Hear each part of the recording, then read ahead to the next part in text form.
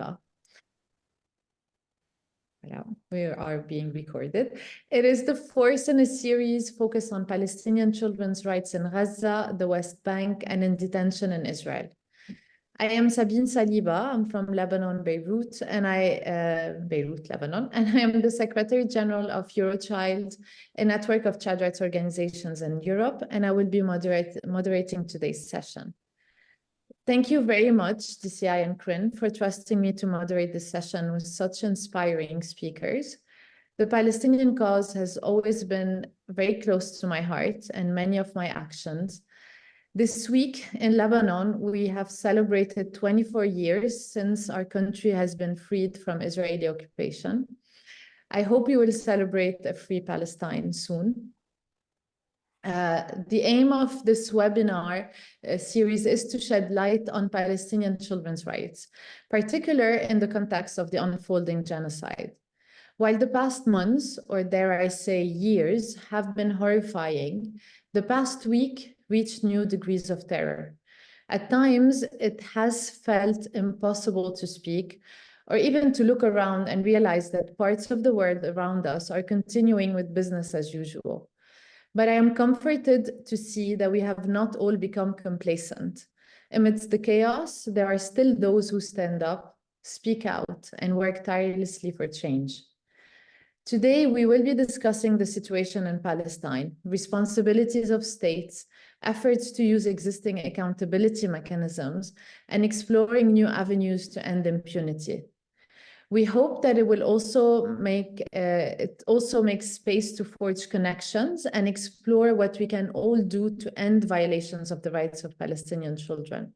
We would like speakers to be ambitious in terms of what has to be and can be done to ensure that the rights of Palestinian children are respected and fulfilled. We would also like speakers to discuss what we, the people, whether we are state representatives, civil society organizations, activists, or world citizens, what we, the people, can do. While we're here with the focus on children and children's rights, it's important that we also recognize that children don't exist in a vacuum, separate from their families. But they are a part of their communities and societies, and we keep this in mind as we discuss. But just to start with some brief housekeeping, this webinar, as you know, is being recorded and will be made available afterwards. Can I please ask everyone, apart from the panelists, to turn your videos off and to also please ensure you're muted so that we can clearly hear our speakers. If you have questions during the session, I would invite you to please write them in the chat as we go. There's no need to hold until the end. They will be collected throughout the session. And even though this webinar has mostly international speakers, we have aimed throughout the series to have a balance of local and global speakers. We have 5 speakers joining us in person today who will each be given an initial 10 minutes to speak, and then the opportunity to respond to any questions. Mr. Michael Fakhri, the Special Rapporteur on Food, is also joining us via a recorded video. I want to give as much time as possible to our speakers and to everyone who has joined today, so we will turn to them in just a moment. But before we do that, though, while it was not possible for children to join this webinar in person, we wanted to make sure that the voices of Palestinian children are included. So I would ask DCI to play a brief video prepared by Defense for Children International Palestine. Now, please. Thank you.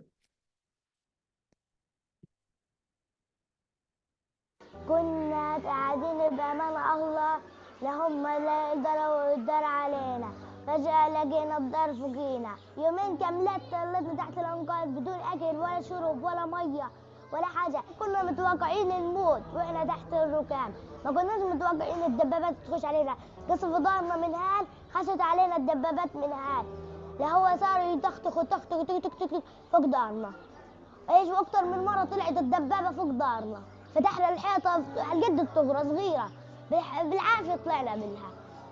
طلعنا منها قاعد اليهود يضحكوا علينا، يقولوا يلا ولا يمين ولا شمال ولا هذا، قعدنا نمشي على الرصيف بس بالنص، نمشي خطوة خطوة. الشباشب بنلاقيها بالشارع، الأواعي الشباشب بنلاقيها بالشارع نلبسها، لقينا في زلاب. قلت لهم مشان الله احملوني، مشان الله. نفسي ارجع غزة العب مع صاحباتي بدل العيشة اللي عايشين فيها المدارس. نصير ندرس بالمدارس بعد ما عايشين خايفين من اليهود توصفنا نقعد بالمدارس. نفسي في كل حاجة، نفسي اكل زي الخارج والناس، نفسي بكتير اغراض.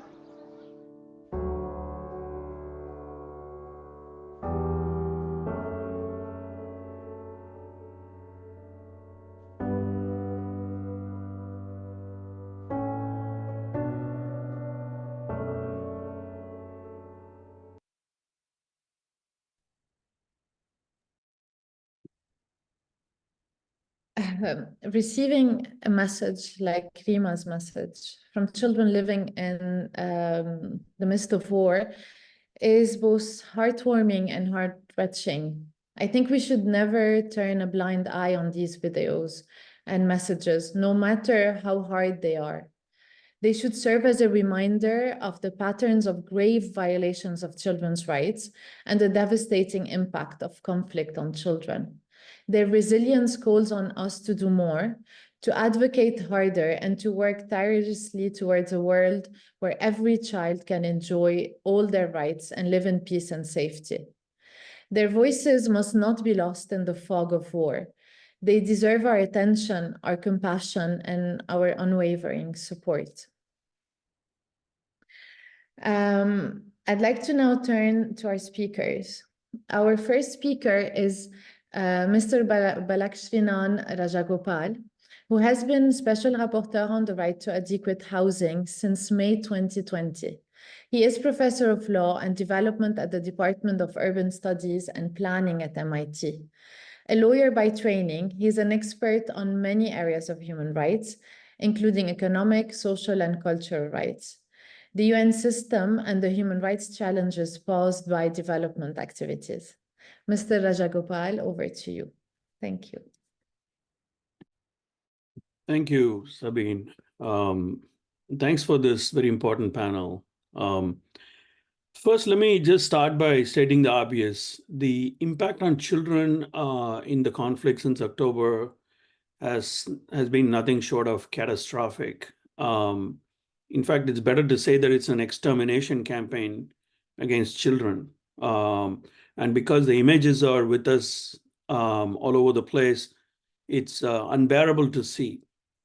What does the data tell us? Well, more children are dead in Gaza than in all conflicts during the last 4 years. Out of the 36,000 dead, about 15,000 are estimated to be children. Countless have been maimed. In fact, estimates are that the largest child amputees during a conflict has been in Gaza in recent history. It's important to note, as the child in the video noted, that most dead or maimed have been rendered so when their homes were demolished. They were sitting in their homes. Homes are simply not well protected under international law at this stage. One of the reasons why I call for destruction of homes to be recognized as a standalone crime against humanity called domicide.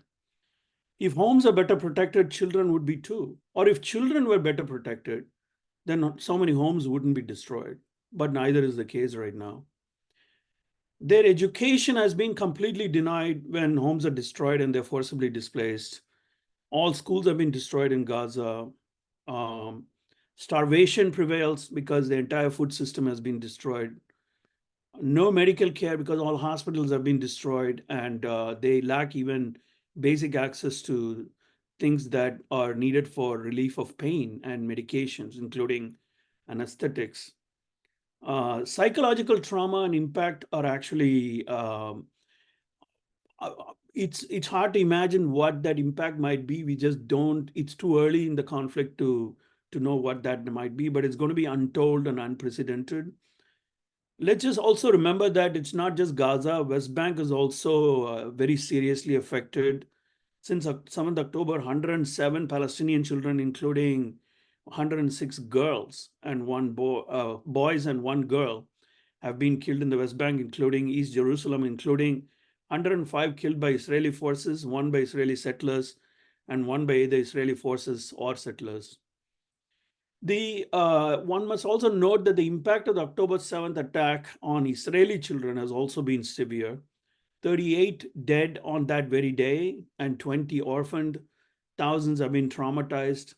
42 were held as hostages, although 40 have been released from all accounts. Beyond deaths and injury in Palestine, the impact of home demolitions on children is incalculable. See, as I said earlier, most maimed or dead have been due to the bombing of their homes, so they've lost the only safe and dignified place that they knew. They've completely lost them. And the home destruction is well documented. Over 70% of the homes have been damaged or destroyed in Gaza. Over 1 million have been rendered homeless.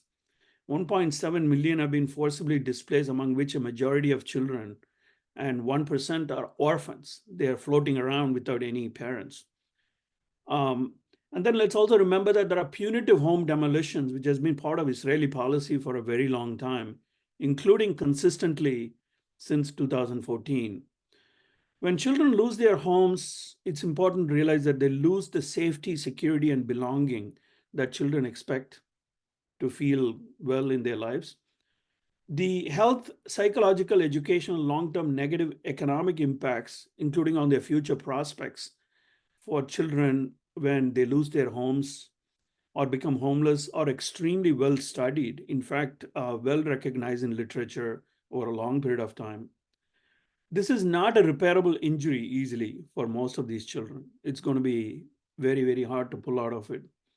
The last thing I would say before I conclude, because all my remarks so far have been about the impacts. The second is, in the light of these impacts, why the world has responded so inadequately. I mean, there is no question that the global response has been terribly inadequate. I mean, in general, including by the Security Council and other states. But even in the ICJ orders that we have seen come out, and as well as the request for warrants from the ICC, there is no recognition of the risk to vulnerable groups or impact on them, such as on children, for example. Judicial orders can be more specific and tailored. Child-specific judicial orders are certainly possible to imagine and could have been issued, but that is not what has happened. The Security Council could have acted on the children's issue alone, based on past precedent, including protection of children during armed conflict, on which there are several Security Council resolutions from the past, but they didn't do that either. Even while avoiding a ceasefire call, there could have been a call by the Security Council for severely restricting bombing of homes and calling on all arms to be avoided in case a risk analysis shows impact on children, but it hasn't happened. So let me just leave it there to say that the impact and the poor response have been also quite catastrophic. And we are where we are because of this total and complete failure of everything that was supposed to work. In terms of what we can do now, I'm going to reserve those comments for further discussion. Thank you. Thank you very much, Mr. Rajagopal, especially for reminding us that the impact is catastrophic and for naming it as an extermination campaign. Reminding us also that the response at the international level has been inadequate and that more could have been done, including by the Security Council and by the ICJ. And indeed, the impact of home demolition on children is catastrophic. Thank you. Our next speaker is Mr. Pedro Arrojo-Agudo, who started his mandate as Special Rapporteur on the human rights to safe drinking water and sanitation in November 2020. He was professor in the area of fundamentals of economic analysis at the University of Zaragoza from 1989 to 2011, and has been professor emeritus since 2011. During the last 3 decades, he has focused his research on economics and water management, publishing his work in more than 100 scientific articles and in 70 books. Mr. Arrojo, over to you. Well, dear friends, first of all, thank you. Thank you for inviting me to this webinar. So interesting and so necessary. Well, the only natural source of fresh water in Gaza is the coastal aquifer, with a natural replenishment rate of 60 cubic hectometers per year. However, basic needs over more than 15 years of blockade have required to pumping of some 200 cubic hectometers per year, resulting in a massive seawater intrusion that has salinized the aquifer. We must bear in mind that of the 2.2 million inhabitants in the Strip, 1.7 million are refugees driven from their homes, villages, and land. They are there not because they like, but by force. Israel prohibits the option of supplying water from the West Bank, but has been selling a limited amount of water through Mekorot, the Israeli public water operator. Well, in general, we can say in any case that the main source of drinking water have been during this time, before the war, desalination plants that produced water through the blockade to supply about 40% of the needs. On the other hand, 70% of the materials needed to build and operate the sewage plants are considered dual use and have been systematically blocked by Israel. This has hindered the construction of the necessary plants, and as a result, during the blockade, sewage has been polluting the aquifer. When the war began, Israel publicly declared explicitly that it would block water, food, and medicine. As for water, the most effective way of doing this was and still is the blockade of energy supplies, along with the bombing, of course, on destruction once again of water infrastructures, wells, pumping stations, and reservoirs. 60% of assessed wash infrastructures have been destroyed, in fact. When the energy supply is cut off, desalination plants, of course, collapse, as do existing sanitation plants. And the distribution of water by truck depends on the scarce and uncertain availability of oil. According to the UNICEF, the reduction in safe water production for the above-mentioned reasons affects the entire population, of course, but severely affects some 500,000 people. At this time, all wastewater ends up infiltrating the aquifer, and as a result, hundreds of thousands of people are forced to consume the water at their disposal daily, scarce, but the most important, non-drinkable water, highly salinized and contaminated with fecal matter. Women and girls are especially affected. They are the ones who have to look for the basics to survive, water in particular, without homes, without supply networks, in the streets, or what remains of the streets under the risk of bombings and indiscriminate shooting. A month ago, Oxfam estimates that there were 50,000 pregnant women, and which more than 5,000 would give birth in this last month without medical care in most cases.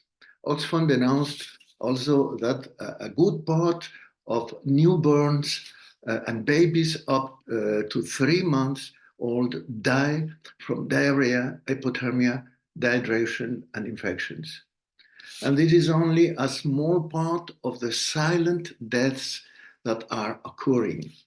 In West Bank also, on May 23, settlers destroyed water networks in Ain Samiya, a community that was completely displaced by repeated settler violence.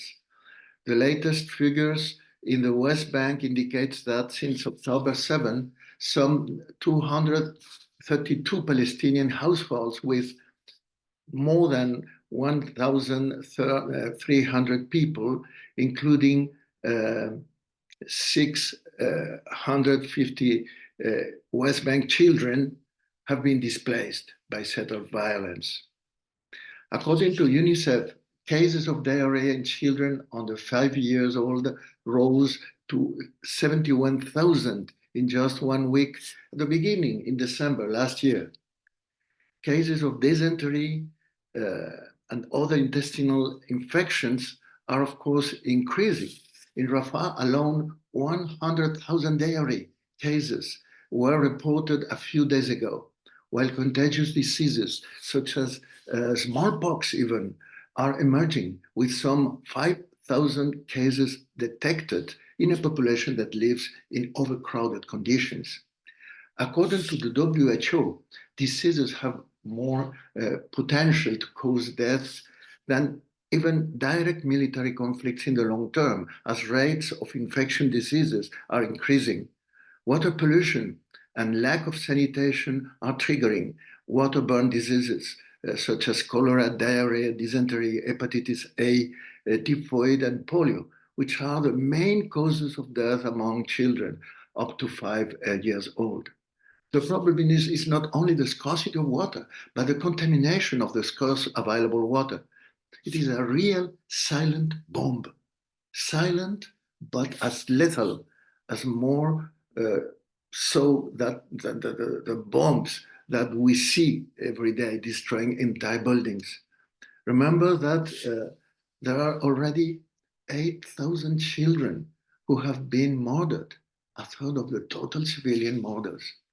The fact that the first objective of Israel's offensive on Rafah was to occupy the border post with Egypt was primarily intended to cut off the scarce supplies coming through that point. From then on, the lack of drinking water, food, and medicine worsened. In Rafah right now, overcrowding and fear of being attacked extends to the entire population, even in places established by Israel as humanitarian spaces. There is an overwhelming need for food. There are no toilets, while garbage accumulates everywhere. But there is a particularly dramatic lack of drinking water, since even drinking water distributors stopped their operation due to fuel shortages and the risk of being attacked. Finally, I will insist from the beginning, I always insist from the beginning of the war that cutting off the supply of food, medicine, and water to the population is a crime against humanity, classified in Article 7 of the Rome Statute as a crime of extermination. And in this context, children are massively victims of this crime and key to the genocide processes. Thank you very much. Thank you very much, Mr. Arrojo-Agudo. Yes, thank you also for highlighting again that while Israel publicly stated that it will block access to water, food, and medicine, it is a crime against humanity, and we should remind of that. And that the situation is also very bad, even in the so-called safe spaces. But water contamination is a silent bomb. Yeah, thank you for telling us that. I mean, I don't think we realize the big impact of that. And it's true, like you say, that women and girls are probably more severely affected, but 500 people already severely impacted is something we should highlight again and again. Thank you. Our next speaker comes to us via a video intervention. Mr. Michael Fakhri has been the Special Rapporteur on the right to food since May 2020. He is also a professor at the University of Oregon School of Law, where he teaches courses on human rights, food law, development, and commercial law. And he is the director of the Food Resiliency Project in the Environmental and Natural Resources Law Center. Sasha, can you please play Special Rapporteur Fakhri's video? Thank you. Hello, my name is Michael Fakhri, and I'm the UN Special Rapporteur on the right to food. Thank you for this kind invitation to this very important event, but due to the time difference, I'm unable to participate live. I'll begin by saying that children have the right to the best healthcare possible, to clean water to drink, to healthy food, and a clean and safe environment to live in. But these rights sound hollow now for Palestinian children facing genocide in Gaza, increasing violence in the West Bank, and are facing the undermining of UNRWA. I'll focus on food. On October 8th, the Israeli government announced its starvation campaign against the Palestinian people in Gaza. And for weeks after that, Israel blocked the inflow of all food, fuel, and water into Gaza. This was the most egregious moment in a 16-year blockade. Before this war in Gaza, half of people that were food insecure and 80% relied on humanitarian aid. Before this war, the Israeli government had calculated the exact number of calories that they would allow into Gaza in order to keep people hungry and dependent, but still avoid acute conditions and international attention. Right now in Gaza, never have we seen a population been made to go hungry so quickly and so completely in any time in modern history. Not only is Israel restricting humanitarian aid into Gaza, but it's also destroying the food system. Israel is destroying and blocking access to farmland and the sea. Israel has damaged approximately 95% of the entire agricultural system in Gaza. Israel's denied fishers access to the sea since October and has destroyed over 70% of the fishing fleet. There's also increased violence by Israeli settlers against Palestinians in the West Bank under the watch of Israeli forces. For Palestinians, this has been one of the most violent years in the West Bank over the past year. Trees are being uprooted and farmland is being destroyed. To turn back to Gaza, never have we seen children pushed into malnutrition and hunger so quickly in any conflict, in any situation in modern history. In 1 month, and this was from February to March, we witnessed the rate of children suffering from acute malnutrition or wasting double across all of Gaza, with the worst rates in the north and central Gaza. In February, we started receiving reports that children were dying from malnutrition, dehydration, and starvation. When this starts to happen, you know that famine is probably already happening or just around the corner. Because of lack of nutrition, a whole generation is now in danger of suffering from permanent physical and cognitive impairment, what doctors call stunting. This generation of Palestinian children that will survive will also carry with them the trauma of the war. Starvation not only affects the body, but creates a social trauma that echoes into the future and lasts for generations. That means for this generation of Palestinians to live with dignity will require a significant amount of support. We all know that a ceasefire is the only way to stop this genocide and starvation. And we all know that Israel continues to ignore every international legal obligation, every international legal imperative, and its allies, especially the United States, do nothing to stop it. Some countries have started to cut off diplomatic ties with Israel. I think it is now time to impose economic and cultural sanctions against Israel alongside those political sanctions. This might be the only way to save Palestinian children. Thank you very much.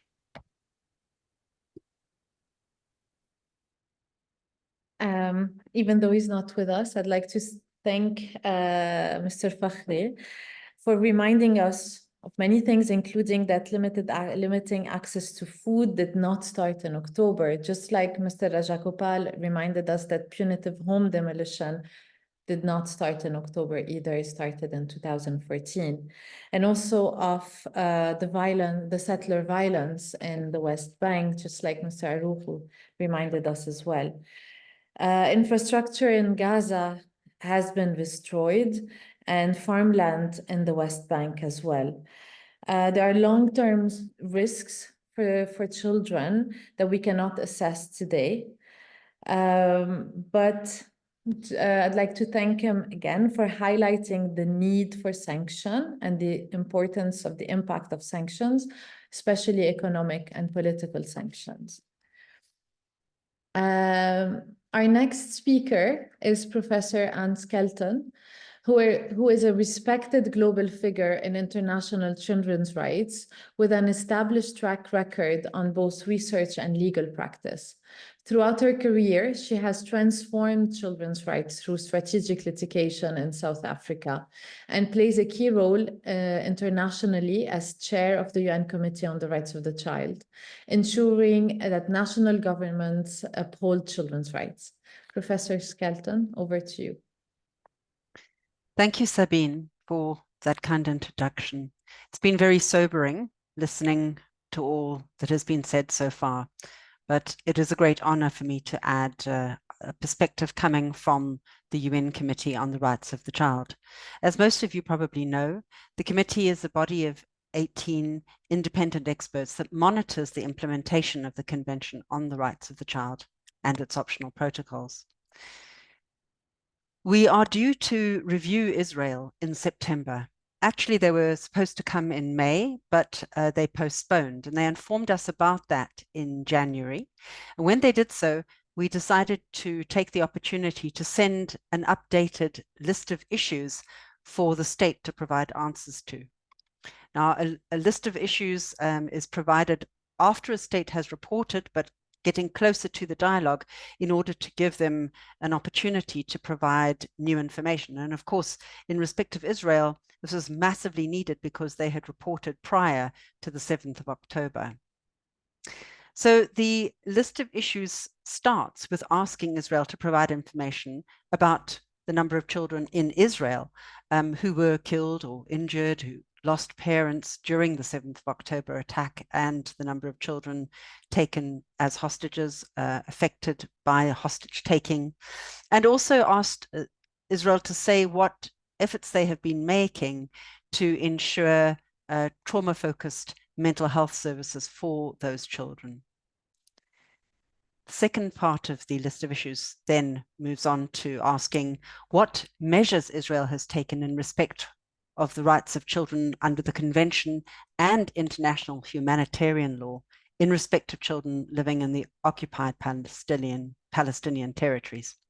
So here, in particular, the committee asked about killing and injury of children, attacks against schools, education centers, and medical facilities, including pediatric facilities, indiscriminate attacks on Gaza, using explosive weapons and wide area effects in densely populated areas.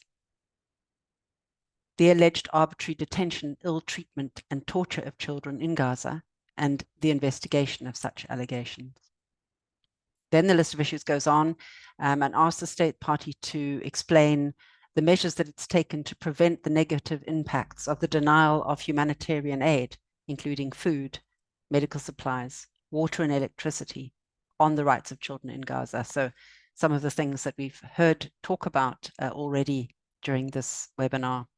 Here we specifically zoomed in on the risk of exposure to malnutrition, the risk of death from possible outbreaks of epidemics, medical complications arising from inadequate medical care, and rehabilitation following amputations and other surgeries, and the deaths and long-term health risks to babies born under such conditions. The committee also asked for information about what was being done regarding internally displaced children, in particular to provide unaccompanied and separated children and their parents with essential information concerning the whereabouts of their family members because of the risk that families will never be able to be reunited due to missing information, particularly with very young children who sometimes don't even know their full names. To ensure that children's right to family reunification is upheld. And also we asked, what is the state doing to prevent the loss of identity for children who are separated from their parents, including wounded children without surviving family members? And I'm sure that you know that this is actually a phrase, wounded children without surviving family members, that has spawned a new acronym. We went on in the list of issues to move to the occupied West Bank, in particular with regard to the following questions. What does Israel have to say about the killing of children, including in East Jerusalem and during militarized raids and in the refugee camps? The killing of children with live ammunition by the state party's armed forces during military operations, but also in a law enforcement context. And the killing of and violence perpetrated against children as a result of increased settler violence. What is the state doing about that? And the arrest, detention, and ill treatment of Palestinian children, including the continued administrative detention of such children without charge or trial. Finally, the committee asked the state party to provide information on all measures taken to give effect to the order of the International Court of Justice on the 26th of January 2024. This is not the recent decision of the court, but the earlier one, because we sent this list of issues in February. So of course there we were referring to the application brought by South Africa against Israel. And we asked them to consider in particular the impact and the what they're doing in relation to children's rights arising from that order. When the state party comes, of course, we can also ask updated information in the light of further announcements and decisions that have emerged from the court. So I think you can see that of many of the issues that have been talked about today, we have asked Israel when they come to the committee in September to give us some answers about these things, and it's going to be very interesting. This list of issues is supposed to be replied to by the 15th of June, and then the exact date for the review of Israel has not been set, but it will be in September. I'll come back to that session at the end of my speech. But let me also now say some of the other things that the committee has been doing. Look, I must tell you that it's been a heavy weight on the shoulders of the committee that our mandate is so limited. Our mandate is what it is. We review states parties. We're also able to make statements. And so we've taken the opportunity to make a number of different statements. Some may say that these don't have any normative value. They don't have any weight.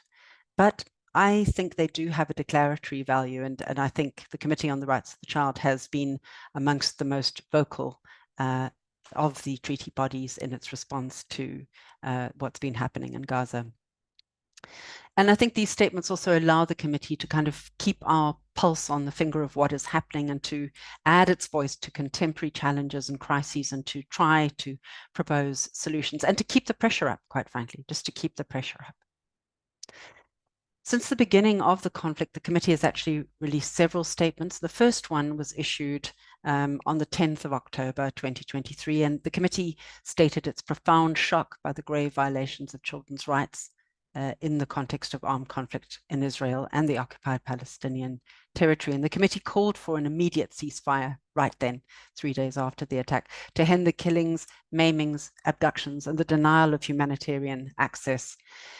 We also wanted to hear more about the impact of the situation on children in Gaza, and we urged actors to move immediately to restore peace and preserve the safety and recovery of children as their immediate priority. That statement also urged all actors to safeguard civilian schools and hospitals in Israel and in the occupied territory.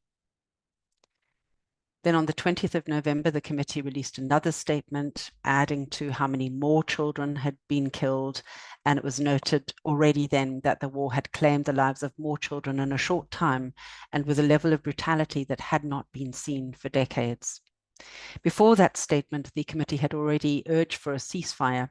Unfortunately, the UN Security Council at that time had not put its weight behind that call. So the committee again on the 20th of November, which is International Children's Day, we put out a very somber statement that day, in which we noted that while the 15th of November resolution of the Security Council calling for humanitarian pauses and corridors was a positive step by the international community at the time, it did not end the war for children. It simply made it possible for children to be saved from being killed on some days, but not on others.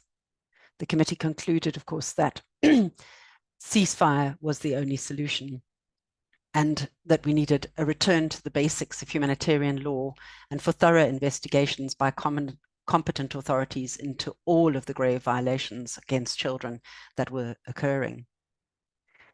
Then later in February this year, the committee issued another statement on children in Gaza at a press conference. This was actually the press conference at the end of our session, and we pointed out here that Israel had postponed because we'd been expecting them to come to the next session. And here the tone of the statement was very urgent as well, where we highlighted the severe suffering of children. We pointed out that although no child should grow up in fear, pain, and hunger, currently no child in Gaza is free from fear, pain, and hunger. We reported all of the devastating statistics that continue to mount on a daily basis. We appealed again for an immediate ceasefire, for the delivery of urgent humanitarian aid, and the immediate release of hostages, including children and their caregivers. By this time, we were also asking for the resumption of funding to UNRWA and stressing the need for massive psychosocial support to children and families to deal with the traumatic and long-lasting effects of war. And we included Israeli children who were victims or witnesses to the attacks as well. We again called on the State of Israel to comply with the ruling of the International Court. Our next statement after that was focusing on hunger. Much of what has been said today, we also said there, we talked about malnutrition and dehydration, the death toll that was expected to rise. And we also pointed out the impact on the development children, as has been highlighted by Michael Fakhri as well. So I think again and again, we have made these calls. We feel the restrictions of our mandate, but even now, our mandate is curtailed. So whilst we look forward to the dialogue with Israel on the 97th session, which is scheduled for September, we are worried because this is happening in the middle of a UN liquidity crisis, and that's caused by late payments by states of their assessed contributions to the UN budget. So there is actually still certainty as to whether that third session of the treaty bodies will happen this year. And it just seems so ironic that we might not have a session, or that if we do have a session, it may be curtailed, as has been the one that we've just completed in May. And we have to squeeze a lot into a very short time, which really calls into question the quality and the power of the work that we are able to do. And it's very difficult to balance and to understand how the human rights mechanisms are shrinking in what they can do at this very moment when they most need to be able to do their work. So I would once again say, in case anyone is listening who is influential, to please ensure that the liquidity crisis comes to an end and that the treaty bodies are able, and the special rapporteurs, to do their proper job as they should at this hugely important time for children and for people caught up in war. Thank you. Thank you, Professor Skelton. And yeah, we do understand that your mandate must be limited, but you have been trying, as you explained, to use it as much as you can in efforts to ask to safeguard children's rights, but also to urge for a ceasefire as the only viable solution.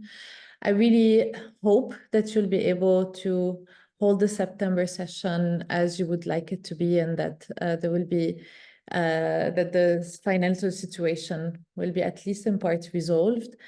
And because we'll be looking forward to seeing, to listening to how they would answer the big list of issues that you have mentioned, including prevention and violation of children's rights in Palestine, but also the support they're providing to children both in Israel and in Palestine. Thank you. And our next speaker is Mr. Josh Paul, former director of the US State Department. Mr. Paul resigned from the State Department in October 2023 due to his disagreement with the Biden administration's decision to rush lethal military assistance to Israel in the context of its war on Gaza. He has previously spent over 11 years working as a director in the Bureau of Political Military Affairs, which is responsible for the US defense diplomacy, security assistance, and arms transfers. Mr. Paul, over to you. Thank you, Sabine, and thank you to Defense of Children International and Child Rights International for your important, vital work in this phase. I'm really honored to be joining you all today. I'm going to focus my remarks on the role of Israel's military partners and of security assistance and of the military in general when it comes to children's rights in Palestine. And in order to do that, I'd like to structure the way that we think about the impact of military actions, military operations, of weapons on children into three categories. And I will then come back to these categories when we talk about the implications for international law, for security assistance, and what can be done in that space. So there's three categories. The first one is direct harm. So, for example, that's the illegal use of weapons, and I'm talking specifically or particularly about US-provided weapons, but of course not only, because the US is not the only country providing arms to Israel in this moment. But the illegal use of those weapons that result in the death or dismemberment of children. As other speakers have identified, we're at a point now where there are over 15,000 children dead in Gaza, almost entirely, all of these deaths linked to US weapons, whether the munitions themselves or the airplanes from which they are being dropped, all of which, of course, are of American origin. I was recently a part of an independent task force that looked at the question of the role of US-provided arms in violations of international law. And our task force report found repeated examples, in fact, a systematic disregard on the part of the IDF for international law, and repeated examples of strikes that killed children, in some cases entire families, in some cases literally scores of children, that lacked proportionality and discrimination. Of course, this is not the only example of such strikes that we have seen involving US weapons. One can put one's mind back a few years ago to the case of the Saudi-led coalition in Yemen and the bombing of a school bus. But this is something that has, been at least to this point, the critical cause of loss of life in Gaza. We can also talk about firearms. Of course, many of you will have seen the absolutely appalling video of a child walking next to his mother, waving a white flag and being shot by a sniper. And I think we can also talk about the illegal use of US-provided arms and equipment to violate other forms of international humanitarian law, including in the West Bank, where we see collective punishment in terms of housing demolitions, using US origin tractors and destruction materials. So that's the first category of harm from arms, is direct harm. The second is indirect harm. So this would, for example, include gross violations of human rights by security forces, including those forces who receive or are eligible to receive grant assistance from the United States, US military assistance. It would also include starvation and famine imposed by US-funded security forces and by US partners. Of course, here we are talking about the collective punishment of all of Gaza, the closing of access to water, to food, to electricity. And of course, we can also add to this, and I'll come back to this one as well, the administrative detention of children by US partners. Of course, Israel has a system of administrative detention in which children can be held indefinitely for 6-month periods that can then be extended. And then the final category I'd note here is what I would call consequential harm. And this is, as we have heard from Rapporteur Arrojo-Agudo, things like disease, the withholding of rights to education, the withholding of the right of access to healthcare through, again, the destruction of the healthcare and education sectors, the long-term trauma that other panelists have talked about, and the long-term environmental damage with health effects that results from such a conflict, from a situation where you have, for example, particulates in the air from the destruction of buildings that we know will lead to long-term pulmonary disease. So let me just step back for a second before I go into how the nexus here between security assistance and arms transfers and law, and talk about why the US provides security assistance. And importantly, why it is the US State Department, the American diplomatic agency that is in charge of this.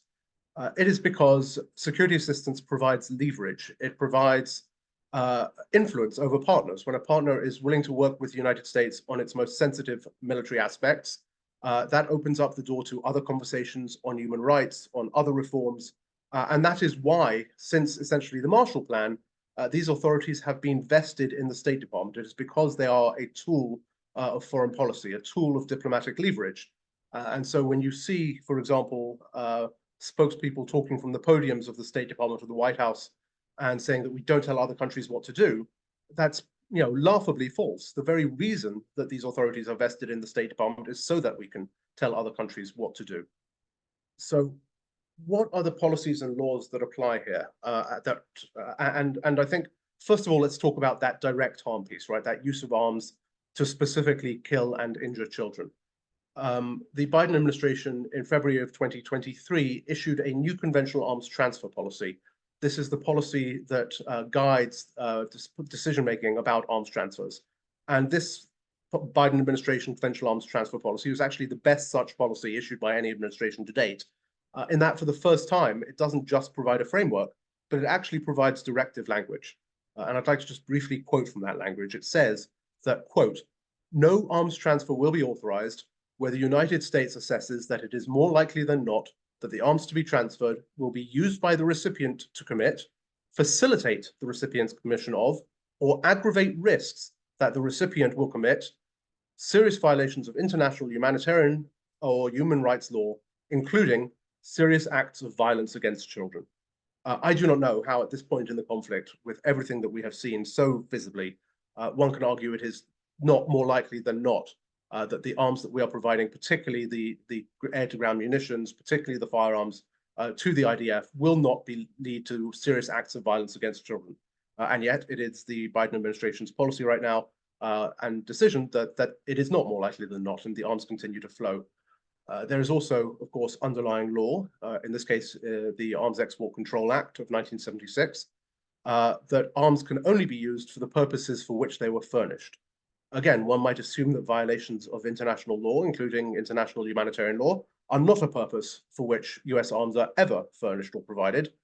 And yet, again, those transfers continue. So let's talk now about the leverage that there is in this security assistance and in these arms transfers. And this relates, I think, not only to the direct harm, but also to these other forms of indirect harm and consequential harm. There is, first of all, there are laws on the books that are directly relevant here, one of which that has been in the news quite recently is Section 620I of the Foreign Assistance Act, which says that the US cannot provide assistance to a country that is restricting the delivery of US-funded humanitarian assistance. For those of you who have seen it, a former colleague of mine, Stacey Gilbert, who worked in the State Department's Bureau of Population, Refugees and Migration, actually resigned this week. And it was the US unwillingness to recognize the restrictions on humanitarian assistance that was her reason for resigning, in defense of her own bureau's assertions that this is happening, as of course it is. Then, I think even more famously, there are these things called the Leahy laws. And here there's a particular nexus to this audience and to one of the hosts here, to DCI, and particularly to Defense of Children International Palestine. Under the Leahy laws, the US cannot provide assistance to military or security units credibly alleged to have committed gross violations of human rights. Those violations are extrajudicial killings, torture, rape, and forced disappearances. In the case of Israel, so for every other country in the world, before a unit is provided with assistance, that unit is vetted. And if there are any red flags, the unit does not get the assistance. In the case of Israel, there is a separate process in which the assistance is provided first, and then the State Department essentially listens out for any potentially credible allegations of violations of human rights. It assesses whether or not those are potentially credible. The next step is, again, unlike any other country in the world, it puts those allegations to the government of Israel to understand whether it is taking any action on them. And then, pending that response, ultimately and theoretically, it requires the Secretary or the Deputy Secretary of State, again, unlike any other country in the world where these decisions are made at the working level, to determine that, yes, there is a credible violation. Until last month, actually until this month, no Israeli unit had actually been found to have ever committed a gross violation of human rights through this process. And even this month, while there were 4 such units that were identified, it was the Secretary's decision that in every single case, the violations had been remediated by actions of the judicial system in Israel, which I can tell you for at least 2 of those cases, one of which or 2 of which involved extrajudicial killings, is absolutely false. In one of those cases, someone received a 3-month community service penalty. I raise this particularly in this context because I was part of this process while I was at the State Department, a part of what we call the Israel Lehi Vetting Forum. And I've told this story before, but I think it's particularly apposite for this audience, that while I was working as part of the Israel Lehi Vetting Forum, DCI Palestine, Defense of Children International Palestine, issued a report that came to our attention describing the alleged rape of a boy, a child, in Israeli custody in a jail in Jerusalem, in the Moscovia jail. We looked at this report from DCI Palestine. We found it to be a potentially credible report. And as the process requires, sadly, turned around and put it to the Israeli government. The US Embassy in Jerusalem reached out to the Israeli Ministry of Foreign Affairs and said, we are looking at this as a credible allegation of gross violations of human rights. Have you done anything? And as I know, DCIP is very well aware, the result was that, or certainly what happened was that the very next day, Israeli security forces raided DCIP's office in Palestine, in Jerusalem, confiscated their computers, and several months later, designated DCIP as having terrorist links, absurdly. This is something that neither we in the United States government nor the EU have found credible to this point. And I think just demonstrates the challenges of this process. And also, of course, I should note that the Israeli government never actually got back to the US government regarding those allegations. And they are still sitting with the Israel Lehi Vetting Forum. I hope that someday they will be raised to the Secretary, and the Secretary will designate that unit in the Moscovia jail as ineligible for US assistance at the very least. But this is just a very striking example of how harm to children currently is being overlooked within the process. Just very briefly, a few other things. Of course, there are other options beyond Lehi vetting and 620I. There can be conditionality placed into law for security assistance so that it is not used to facilitate these sorts of crimes. We see that in the case of other countries. For example, US assistance to Egypt is heavily conditioned on progress on various human rights reforms. So that is an option. And then, of course, stepping back from the law, the president has the authority to stop, pause, or suspend any arms transfer at any time for any reason, which provides immense leverage, particularly in the case of countries that rely on US defense articles.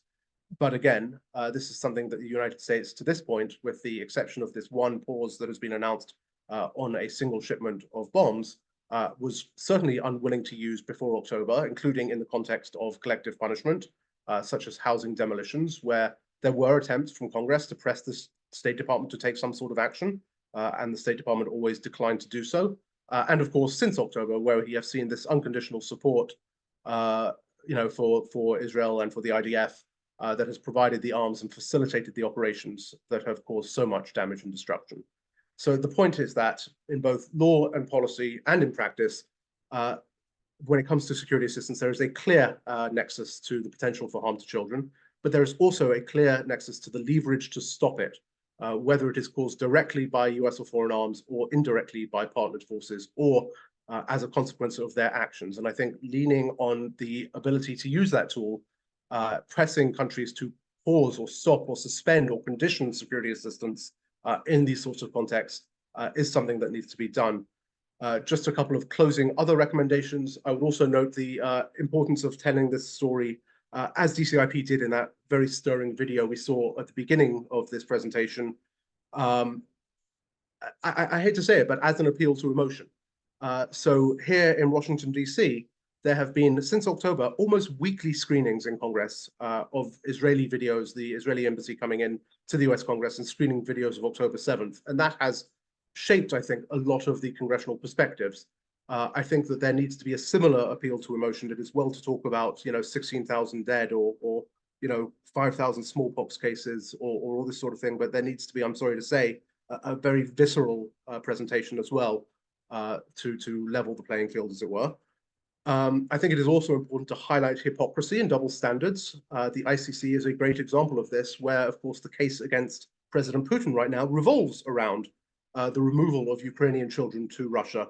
And so I think, highlighting the importance of a common standard, not a double standard, particularly when it comes to children's rights, is important. And then, of course, there is the role not only of international systems of justice and accountability, but also of sovereign courts in third countries that, frankly, I think will have more of an impact on the considerations, the personal considerations of US decision makers in this space. So thank you very much. And again, honored to join you all. Thank you, Josh, for this. Yes, security assistance is indeed a tool for diplomatic leverage. But thank you for clearly explaining how, despite all the laws, tools, and maybe presidential power that should, in principle, prevent all this, the different impact of military action on children, the US still gives unconditional support to Israel and overlooks these violations. Thank you. Our next speaker is Ms. Sidoti, a member of the UN Independent International Commission of Inquiry on the occupied Palestinian territories, including East Jerusalem and Israel. Chris is an international human rights consultant and an expert in national human rights institutions and in international human rights law and mechanisms. He has extensive experience in fact-finding missions. Mr. Sidoti, over to you. Thank you very much, Sabine. And good morning, good afternoon, and good evening, depending on where in the world you are. This is the fourth DCI seminar webinar on the situation in Palestine. I think I must be the 20th or 21st person to make a presentation. What can I possibly say that has not already been said? All I can do is speak very personally. Perhaps I'm going to be visceral, to use the expression that Josh Paul just used. I want to talk about what I've seen and what I've heard and what I hope. I've seen and heard from kids, with members of our secretariat. I have sat and listened to people who have been evacuated from Gaza, including children. It's not possible for us to go into Gaza because the Israeli authorities won't let us. There is now an order from the International Court of Justice that we be allowed to go. We'll see whether that law order is respected. But we speak to people who have been evacuated from Gaza, so that basically means the medical evacuees and members of their family who accompany them. And for us, it's very important to include children, older children, amongst those that we speak with. They have the right to be heard and they have views. The kids spoke to us about their dreams and their experiences. I was surprised with one of the first children we spoke with. Gaza has been under siege since 2007. That effectively means that all children in Gaza have only known a life under siege.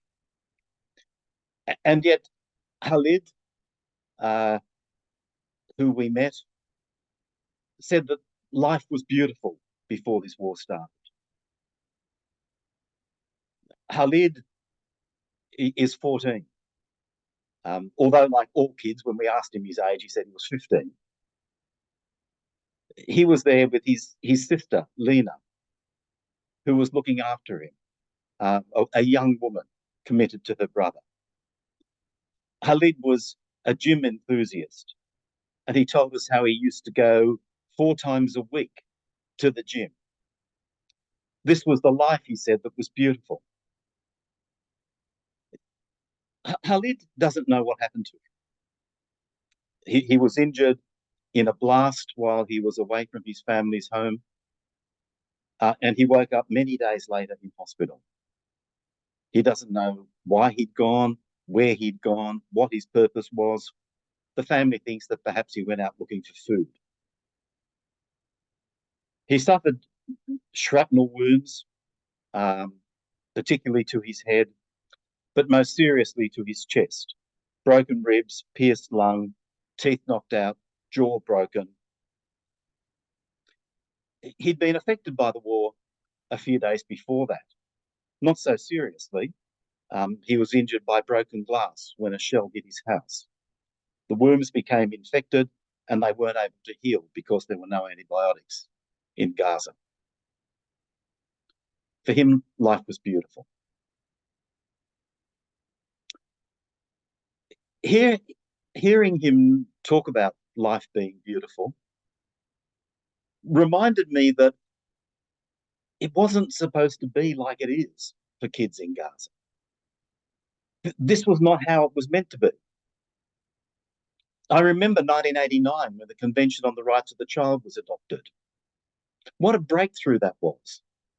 You know, international humanitarian law is the law of what goes wrong.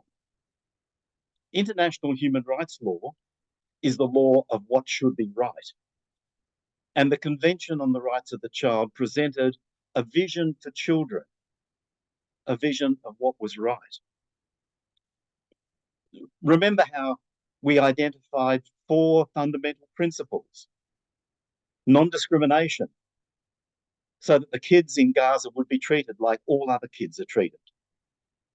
The best interest of the child, so that always in any action concerning children, their best interest will be a paramount consideration. The survival and development of children, not death on the scale of thousands or perhaps even tens of thousands.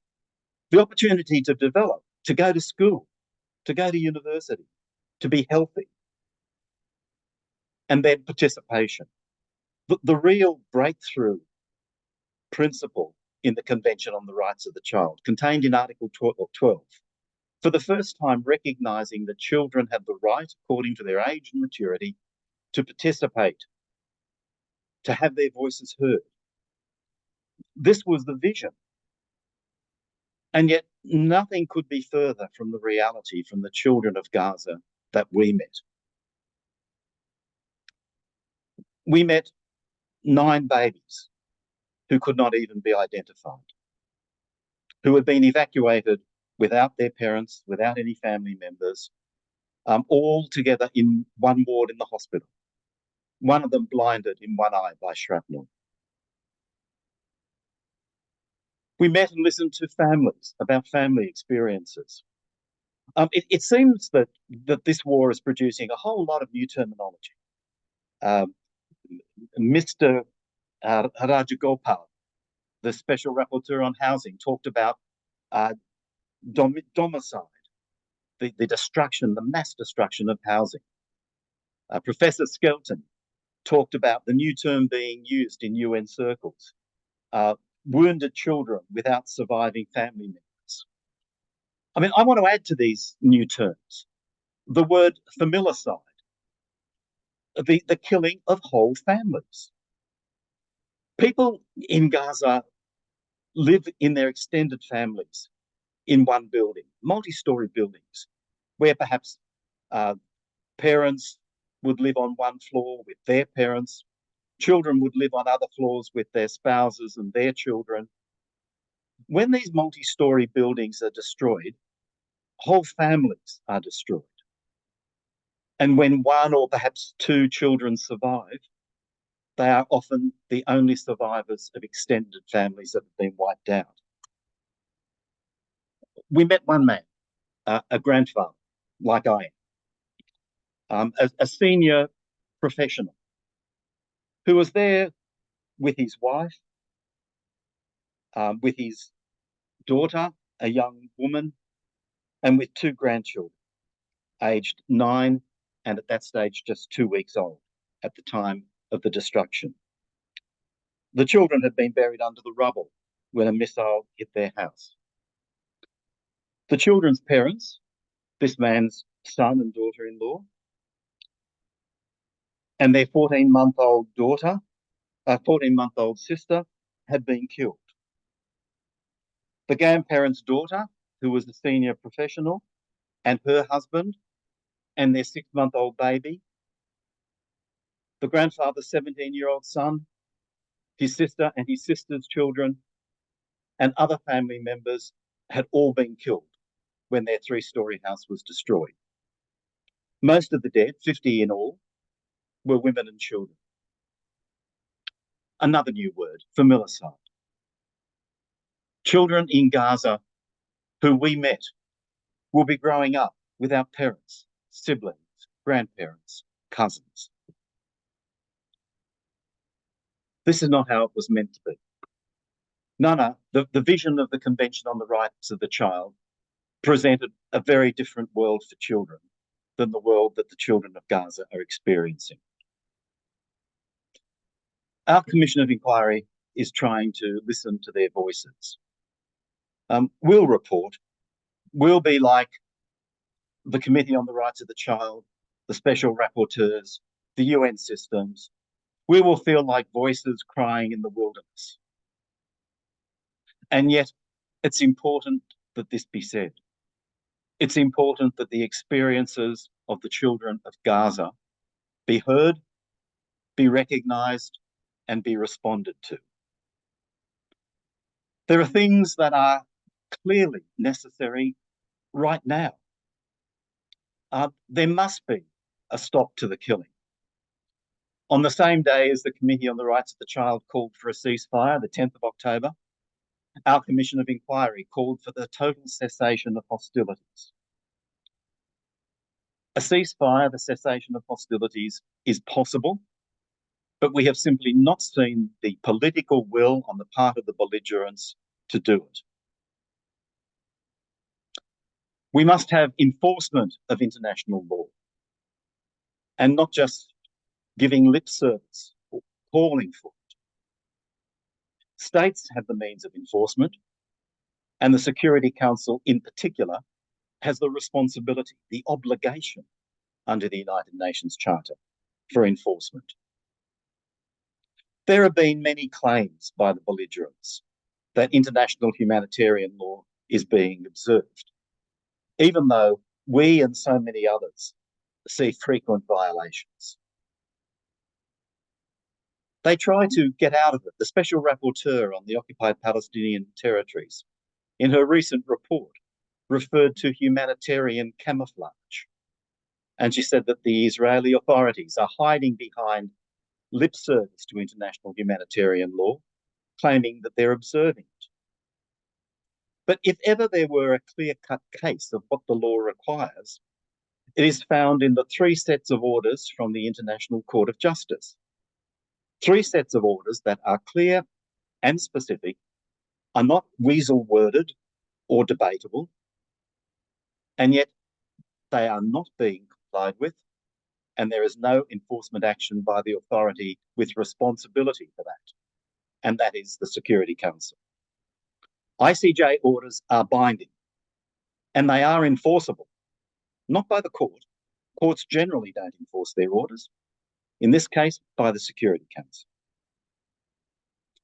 We need accountability, and here the work of non-government organisations is critical. It's critical for us with our Commission of Inquiry conducting our investigations, and it's critical for the accountability bodies like the International Criminal Court. There were suspicions from the beginning when these declarations of terrorist organisation was made, which Josh Paul has referred to. Suspicions that the organisations being targeted were those that were providing information to international accountability mechanisms, the International Court of Justice, the International Criminal Court, and other mechanisms. I found it interesting this week to see the results of an investigation by several media outlets, particularly Plus 972, the Israeli source, and The Guardian. that indicates very clearly from documents that they've obtained and interviews that they have held that these organisations were cooperating with the ICC and they were subjected to enormous scrutiny, surveillance and reprisals by the Israeli authorities as a result. So that tends to confirm the suspicions that many people had. We found at our Commission of Inquiry that there was no evidence to support the declarations of terrorist organisation in relation to these NGOs. No evidence whatsoever. Accountability is important. The courts are important, our commission is important, and the work of non-government organisations are critical for that. And finally, a solution that provides a way forward consistent with the vision for children. I don't know about a 2-state solution or a 10-state solution or a 50-state solution.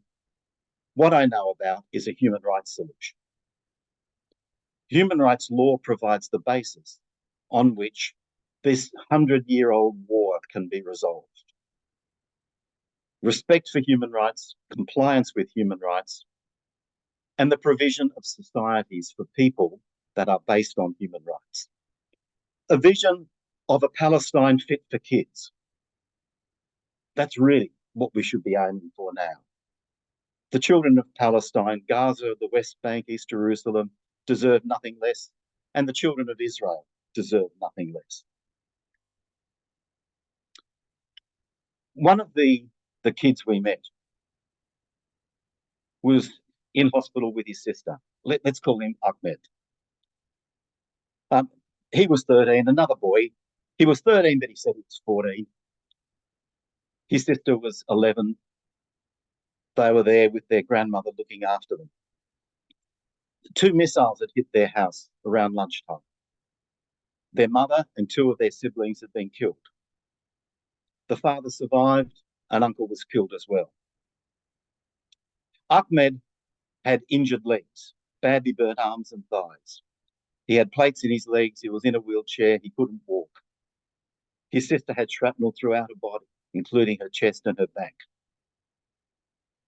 When we were talking to Ahmed, he said, "My mother, before she was killed, said I should be a good person, do good for people." Palestine has to be a society that is fit for kids. Thanks. Thank you. Thank you for sharing a personal message. Yes, it's true. All children in Gaza have only lived a life under siege. And of course, life for children in Gaza isn't what it's supposed to be. Thank you. Yes, it's with everything we went through to achieve through the many decades of fights for rights, for freedoms, for equality, including through the CRC. Yes, the life for children in Gaza should have been different. But we need, like you say, accountability. And indeed, we need it. Thank you. Before we go to a more interactive part of our webinar, I want to share a few words from Her Excellency, Ms. Graça Machel, human rights activist and founder of the Graça Machel Trust. Her landmark UN study, Impact of Human Rights on Children, presented in 1996 to the UN General Assembly, described the brutality millions of children caught up in conflict were exposed to, and demonstrated the centrality of the issue to the international human rights, development, peace and security agendas. I will read a short statement on her behalf. Bear with me, it's the first time I read it too. We just received it. Ms. Machel was very looking forward to participating in the webinar, but due to scheduling constraints amid international travel, she is not able to attend this important webinar organized by CRIN and DCI.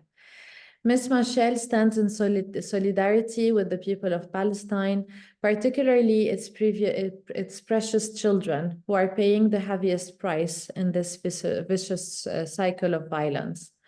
She reiterates her call on the moral courage of the world's leaders when saying that thousands of Palestinian children and women are being buried under the rubble of the moral cowardice and war-mongering of world leaders.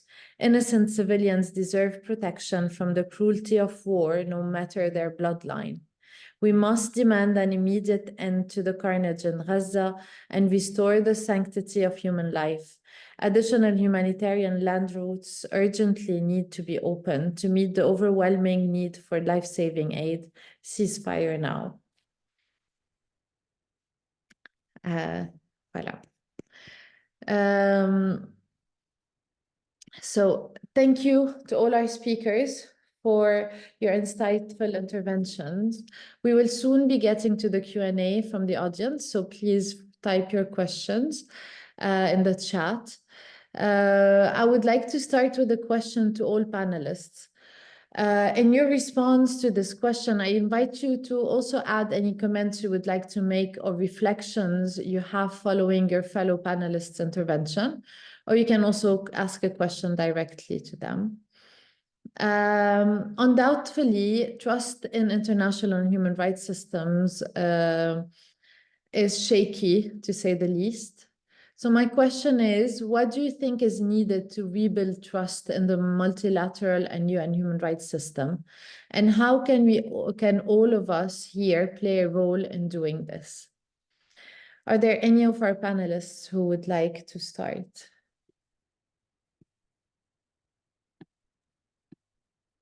Yes, please go ahead, Mr. Rajagopal. Yeah, I don't know about building trust. That's actually a big term, but I do think that more can be done in terms of global action than what we have seen. I mean, right now, for example, everybody agrees here that prevention is essential, but the prospects for prevention, including a ceasefire, look bleak. Israel is already saying that hostilities, for example, will last for the rest of the year.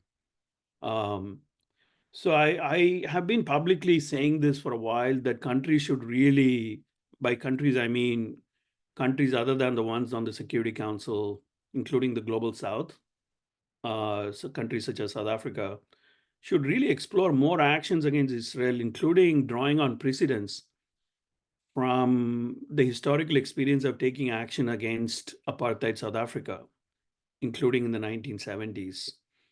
At the General Assembly, for example, this means exploring a variety of actions, including through several arcane examples, such as unseating of South Africa in 1974 using the powers of the Credentials Committee.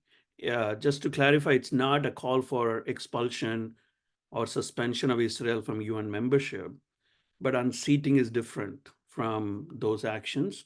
South Africa, for example, when it was unseated, remained a member of the UN until the end of apartheid.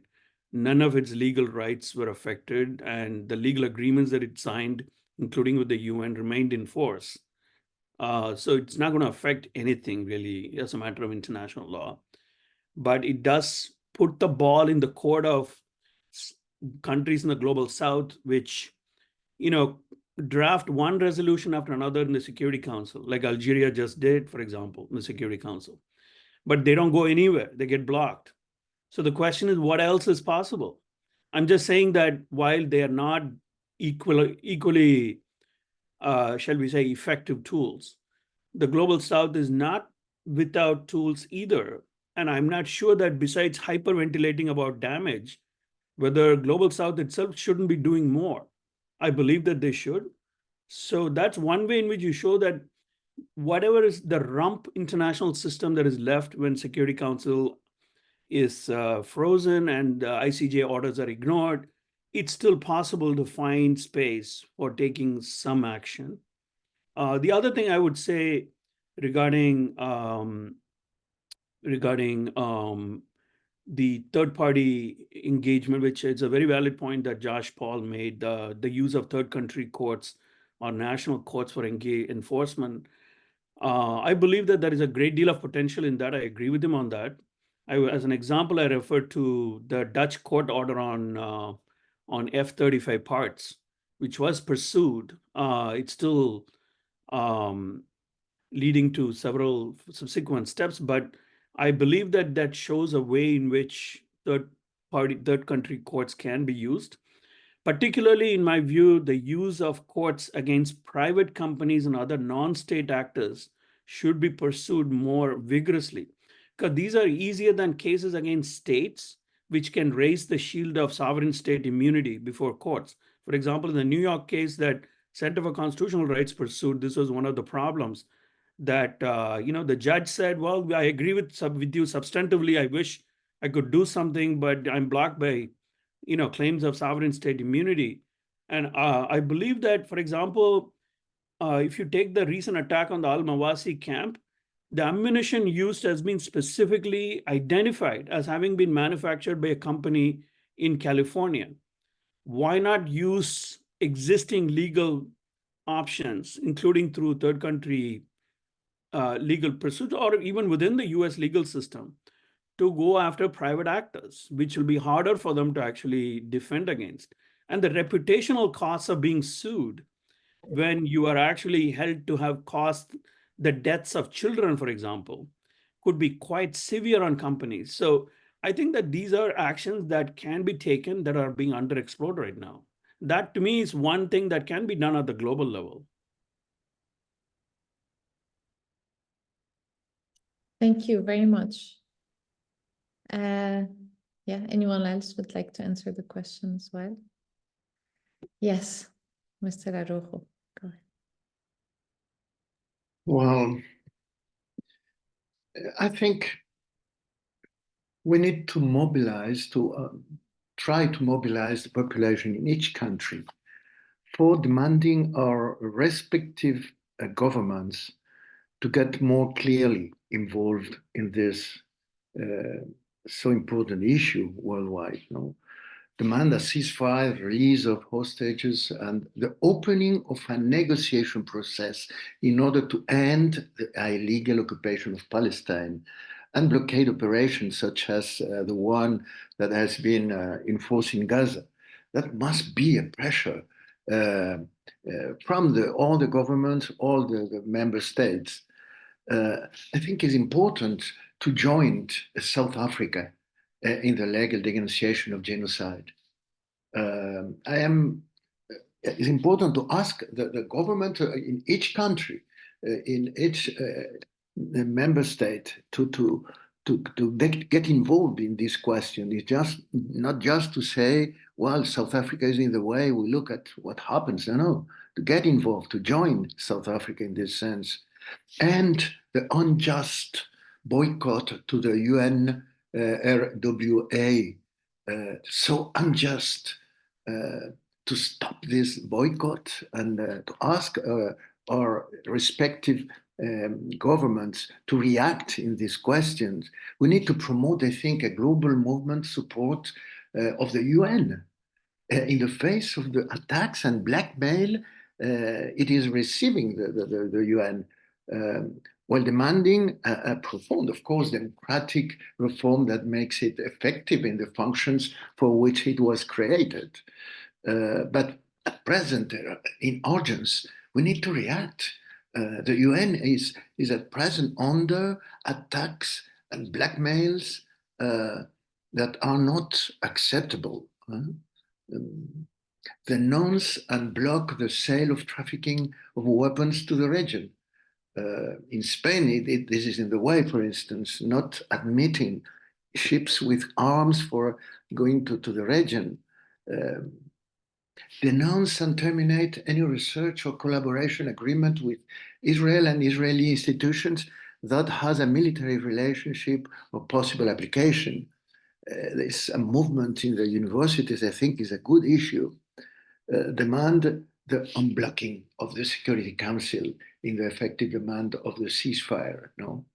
And I think it's necessary also to activate effective empowerment of the international courts of justice in their decisions. I agree with the intervention before, saying, well, the main responsibility is in the Security Council is okay, but most of people in the world don't know what are these international courts, and we need to reinforce the effective capacity of these courts of justice in their decisions, no? Well, among other many things. Thank you. Thank you very much. Anyone else from the speakers would like to come in? And I invite the speakers to keep their cameras on maybe for this last part, please.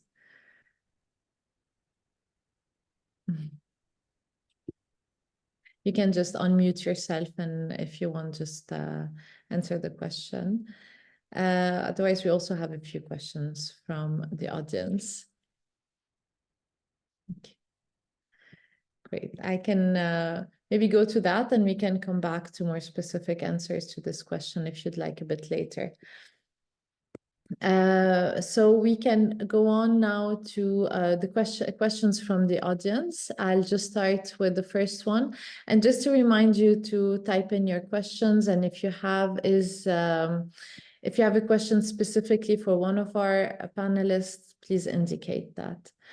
The first one, I think, maybe was started to be answered. So if you have more to add, please go ahead. So the first one is, what shall we be doing differently or better to keep advocating for children's rights at a time when the whole international human rights law and international humanitarian law is under attack or ignored? What spaces or influence for the rights of children shall we consider? What innovative strategies shall we explore to uphold children's rights? I think it is very much linked to this the first question I asked, but just to see, I don't know, maybe Professor Skelton, if you'd like to add something specific to children's rights. I don't want to put you on the spot, but in case you have more to add, thank you. Well, just one of the things that perhaps it isn't anything innovative, but let's say because we have the opportunity of Israel coming to the committee, which is, I think, an opportunity. Remember that it is possible for civil society and other role players to provide us with information that can be fed into the dialogue, important questions that we could ask that maybe could shift the dialogue a little bit towards something more lasting and more useful. So that I think is what I'm thinking about at the moment, is I'm thinking about the committee's immediate task and how we can best use that opportunity to make sure that we don't leave any stones unturned, and we do ask all the questions that we need to in order to elicit the answers that we want information about. And then, of course, we will be making recommendations to Israel. And then the task is to see to what extent, as international advocates, we can use those concluding observations to Israel to galvanize further action on the ground. So that's what's occupying my mind at the moment, as you can imagine, because of the fact that it's the next big thing on the committee's agenda. In addition to that, I think in terms of monitoring of the 6 grave violations, that's another space that we should be looking at, and the Security Council's failure to include Israel in the list of states is something that I think does require more action and is a site for renewed calls and renewed focus.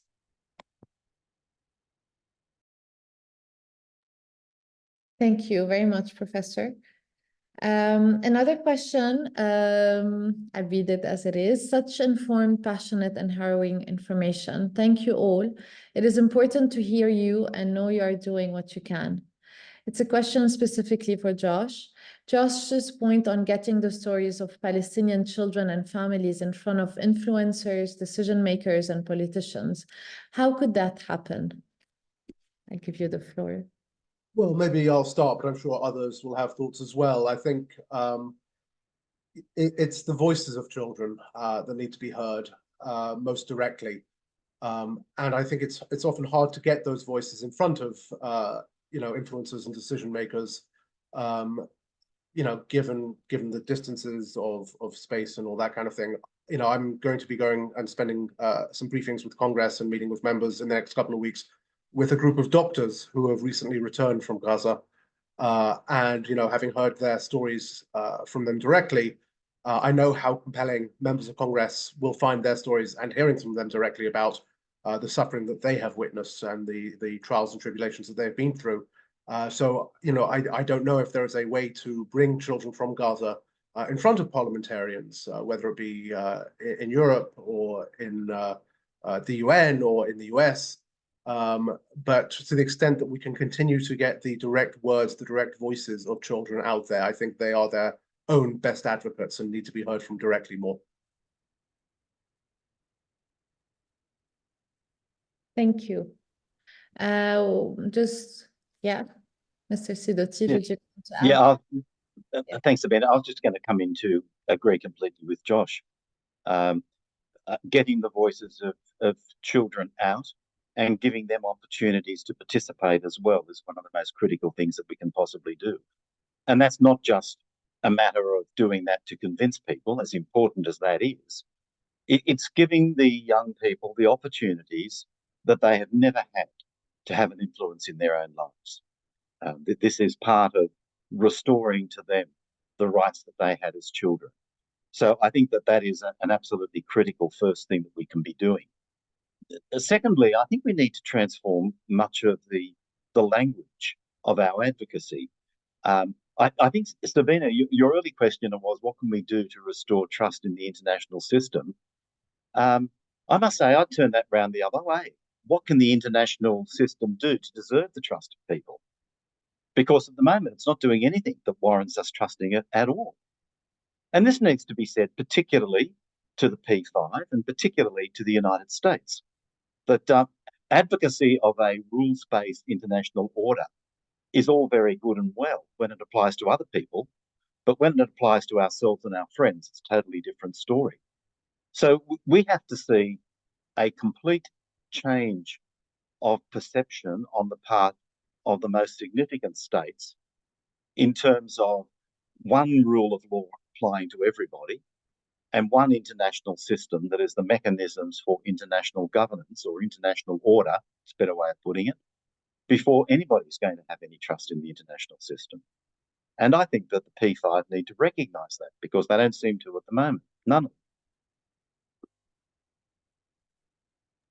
Thank you. Yes, I agree. Mr.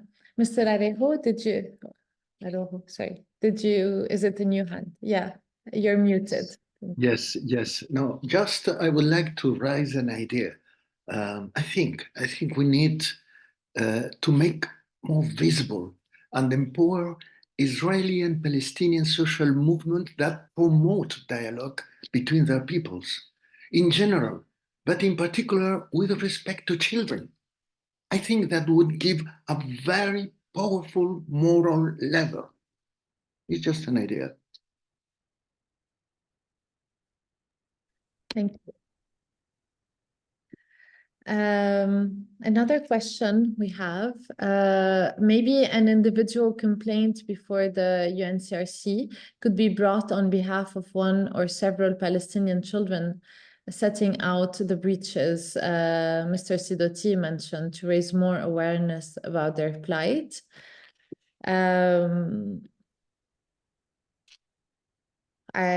Many of you can answer this, but maybe Professor Skelton, you can start. Thank you. Well, the problem is that our communications procedure is an optional protocol, and Israel hasn't ratified the optional protocol. So it's very difficult to hold them accountable under our one. But I don't see why, perhaps if they've ratified another one, children are human, so all human rights that are affected, that is perhaps an avenue that could be considered. But unfortunately, we're limited by the fact that our communications procedure is only applicable to states where the state has ratified the optional protocol. There is a state-to-state communications possibility, but even then, both states have to have ratified the protocol. Thank you. Yes, I am wondering if there are any ideas also, like Professor Skelton said, that other mechanisms within the UN could be relevant. Well, there are different treaty bodies, and many of them have also the optional protocol or complaints mechanisms that could be used indeed. If I may just add one yes. thing, the Human Rights Council has a complaints mechanism that is extremely weak. That's the first thing that needs to be said. It's not strong at all, and it's a confidential procedure, but it is another forum that can be used. And I think if we're looking for as many forums as possible to apply pressure, well, then that's another one that should be used. Thank you. Yes, Mr. Rajagopal, to you. ICC, for all, is of course looking at a variety of different elements. They have not said that the request for warrants actually concludes their list of requests. They continue to review further evidence, and it could very well be that some well-crafted submissions relating to children, particularly to the ICC, they have an entire OPT team that is looking at it, and some of us are in contact with that team, going back and forth on submitting further information and trying to provide as much assistance as we can. So we can push from our side, but I think they need to hear directly from children who have been affected. So that's one place where something with some teeth could be tried, because the problem with all the human rights procedures, including under the various committees, even if states have signed their optional protocols, is that they don't really have teeth beyond a point. So I would really encourage the use of the ICC at this point, because it is happening, it's live, and it's currently something that Israel is paying a lot of attention to, so it can change behavior potentially. Thank you. Indeed, yeah. We have more also notes from from participants that are in the chat. I'll read the next question. What do you expect will happen in the upcoming Children in Armed Conflict debate at the Security Council, specifically in terms of delisting of Israel in the SRSG, in the Special Representative of the Secretary General's report? What implications do you think this will have on wider issues related to accountability and undermining of such systems? I know it's hard, it may be hard to answer this, but I don't know if any of our panelists would like to answer. I know it's a very difficult question. It's very difficult to know what to expect. But if anyone has any insight or maybe expectations. If Ms. Machel were able to join us, she would have had more insight. Maybe I'll let... Sabine, could I just jump in? Our commission has already recommended that Israel should be listed in the Secretary General's report. After what has happened in the last 8 months, I cannot imagine how any rational decision would continue to exclude Israel. So you ask, what do we expect? I expect it to be listed. Simple as that. Yes, I do hope that too. We have a final question to Josh. I'll read it. Thank you everyone for your strong and often moving interventions. Mr. Paul, you have pointed out how US administration is evidently violating its own policies in addition to international law. How can the US administration be held accountable and face justice for this? Are there any national instruments available? Yeah, thank you. I think that's an important question because I think one of the things that has been nudging the US government, at least to a change of tone, I don't think a change of policy, but has been nudging, has been pressure from particularly America's closest allies and partners, and from countries in the region. I think as America has seen the damage that its current policies are doing to its interests across the Middle East, certainly the State Department has heard from our embassies in Amman, in Cairo, in Casablanca, and elsewhere across the region of the damage that is being done. And I think continuing to hear, first of all, just through diplomatic channels from foreign governments is important. And so certainly a talking point I would use with foreign governments is that it is not just about what can they do for Palestine, what can they do to stop this carnage, but also what can they do to press the United States to do so, particularly if you are talking about countries like Canada, Japan, France, etc., the UK, Australia.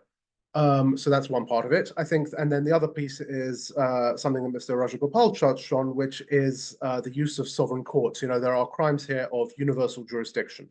And I think that while there are, questions, certainly, unfortunately, that can be raised about the efficacy of the international accountability mechanisms right now, and about the US domestic mechanisms of accountability and justice, I think there is some impact that can be had through sovereign courts, particularly at cases that are not necessarily directed at those who are covered by sovereign immunities, such as the President of the United States or, to some extent, the Secretary of State. But those, as has been noted, working in defense companies or defense companies themselves, those lower down in the approval chains for arms transfers and, involved in some of these policy decisions. So I think there are both litigative and diplomatic efforts that can be made that will weigh more on the United States going forward. Thank you, Josh. Now, since this was the last question, I'd like to invite Khalid to see if he wants to say a few words. Thank you very much for moderating this very important webinar. Sabine, maybe the first time I met you, but thank you. You managed to moderate the webinar in a very professional way. And of course, big thanks to the panelists. Maybe I met some of them before, but I was listening carefully to all of them. Really, I was embarrassed how much they are aware about the situation in Palestine, and I was very much also happy to hear from them and the recommendations that they shared.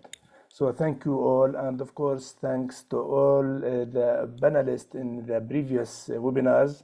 And for your information, these webinars being organized in the occasion of the Palestinian Child Rights Day. In Palestine, we work directly with the children in a project, we call it How to Maintain the Hope for the Children. So when we discuss with them how to celebrate this year for the Palestinian Child Day in the 5th of April, so the idea came from them that there is no way to celebrate while the blood is in the street, the children are killed. So we decided to mark this day by in the international level to consider it as an international in solidarity with the Palestinian children in their day. So we had 3 webinars before, and now this is the 4th one. Thank you very much for to all the panelists in the previous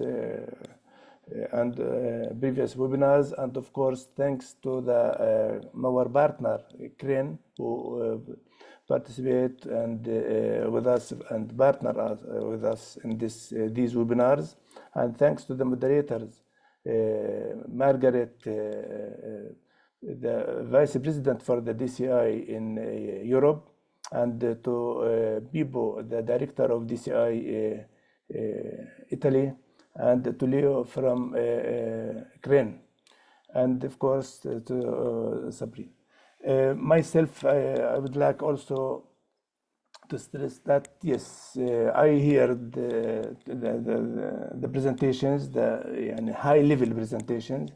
I learned a lot, and I heard also the questions, but I try to share with you, it's of course very, very much frustrated, but as a human rights defenders, we have no other option to keep the struggle, to keep work. We know that all the actions now we are looking for because of not the lack, the absence of the political will to solve it. The UN system, the accountability system is in, but just need a political will to let it work. And of course, if this the accountability system works and functioning well, I'm 100% sure that we'll never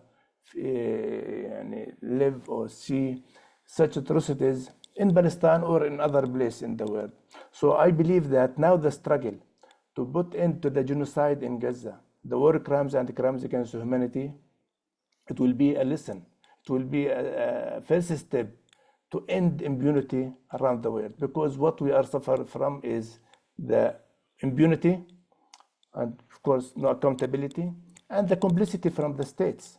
Those we are asking them to take an action against the crime and to stop the crime. Just we are asking for a ceasefire, and now it's impossible until now to reach that, not because of lack of work or efforts or the international law. No, the international law is there, but what we suffer from is the complicity from these states. Most of them, they are complicit. Now I'm happy to say that yes, if I look behind where we've been and where we are now, yes, I'm happy that the ICJ ruling is very important. The ICC, I hope that to hear soon from them. And of course, for listing the Israeli army on the shame list, I think it should be taken as a first step in to build the accountability and to build on that. I am happy to hear some states in Europe, even those who are supporting Israel with the arms, with politically, and protecting them even in different places of the UN system. But they declare that they will accept respect the decision of the courts. So for me, it's give the hope to follow up.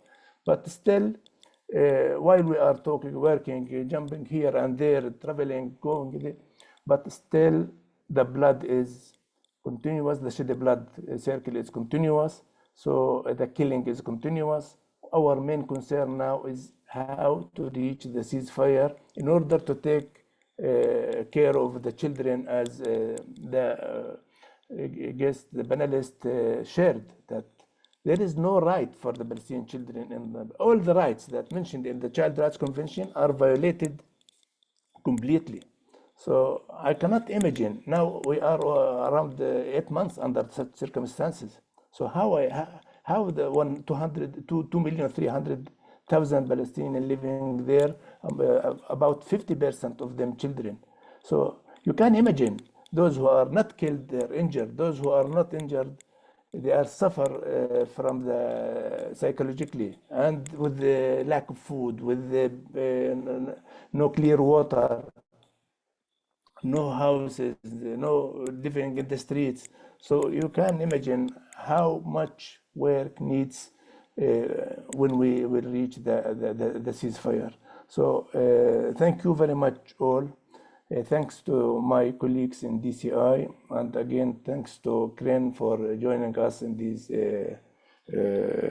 webinars, and thanks to all the panelists again for their contribution. And yeah, we will continue.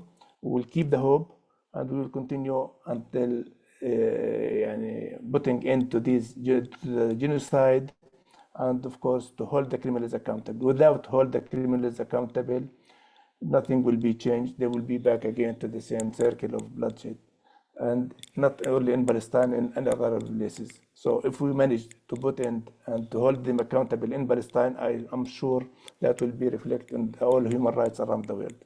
Thank you very much. Thank you. Thank you, Khalid. I'll ask you not to leave all yet, just a final message, but thank you very much, Khalid. Just again, just a final few words and just a message from DCI and CRIN before you leave.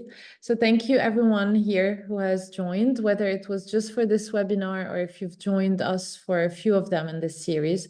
This was intended to be the last webinar, but we are looking to do one more, given that a few speakers who couldn't make it for the other days would be able to join later. So this will go towards the end of June and will be a time to come together after the release of the UN Secretary General's annual report on children in armed conflict that was just mentioned. We will follow up with all participants who have registered for the series with the chosen date and information on the speakers. And we hope that you will be able to join us to continue the learning and connecting. We will also follow up with all of the recordings, notes, and a summarized list of potential actions that have been suggested throughout the webinar series. We know that many of us can feel helpless in the face of what is unfolding in front of our eyes. Our hope has been that this is a space for all of us to come together to brainstorm on areas of concern on children's rights violations in Palestine and ways to redress the violations, straighten our network, and create a space for those who want to take action, to forge connections and combine their efforts, to amplify strong and united calls for action, and to take an ambitious look to the future. I personally hesitated a lot in writing a message of hope, given how bleak the situation looks. It's not just that I hesitated, it's also that I couldn't find words that are authentic enough. But if one thing gives me hope, it is how the world seems to have been uniting for Palestine, for Palestine. All over the world, individuals of all ages and faiths are standing up against oppressive powers in support for a free Palestine. There's a lot to be done, and the more collective and collaborative our efforts, the better. Today's speakers have suggested some lines of actions to take. Let's take that as an invitation to all of us. Thank you for joining, and have a good day. Thank you. Thank you. Thank you very much. Thank you very much. Thank you.